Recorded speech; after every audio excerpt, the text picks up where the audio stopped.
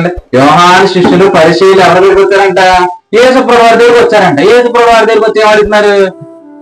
ఇదేంటి, మేము అందరం కూడా ఉపవాసం చేస్తున్నాం, నీ శిష్యులు ఎందుకు ఉపవాసం చేయట్లేదు అని అంటున్నారు.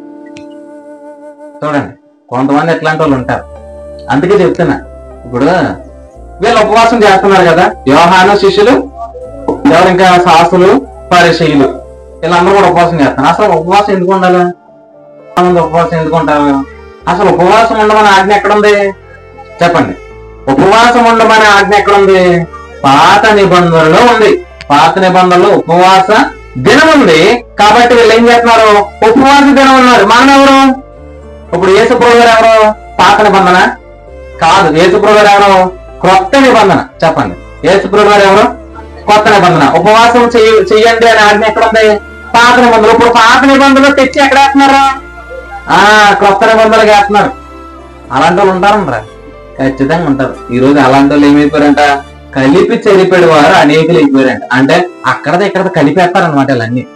అట్లాంటి కలిపి కొట్టే వాళ్ళు ఉన్నారు. కానీ ప్రభు మిమ్మల్ని ప్రేమిస్తున్నాడు కనుక ప్రభు మీతో మాట్లాడుతున్నాడు. చూడండి, ఏది పడితే అది వినేయకూడదు.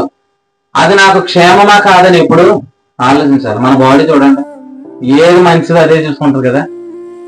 మరి వాక్య విషయంలో మరి ఏది నా జీవితానికి మేలుకరమైంది అదే చూసుకోవాలి. చూడండి, మనందరం కూడా ఎక్కడమ్మా? కొత్త నిబంధనలో ఉన్నాం. అక్కడ తీసుకొచ్చాడు ప్రభుని. కాబట్టి నువ్వు ఏం చేయకు, పాత నిబంధనల వైపు చూడకేగా. అర్థమైందా?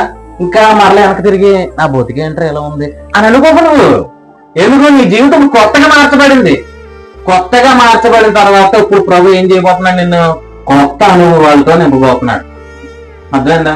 వీళ్ళు ఎందుకు ఉపవాసం ఉంటున్నారంటే పాత నిబంధనలో ఉపవాసం ఉండమని ఉంది కాబట్టి వీళ్ళు ఉపవాసం ఉంటున్నారు. కానీ మనం అందరూ కూడా కొత్త నిబంధనలు చెందిన వారు, కొత్త నిబంధనలో ఉన్న వారందరూ కూడా నీతిమంతులు అవ్వవలసిన వారు కాదు, వారు నీతిమంతులే.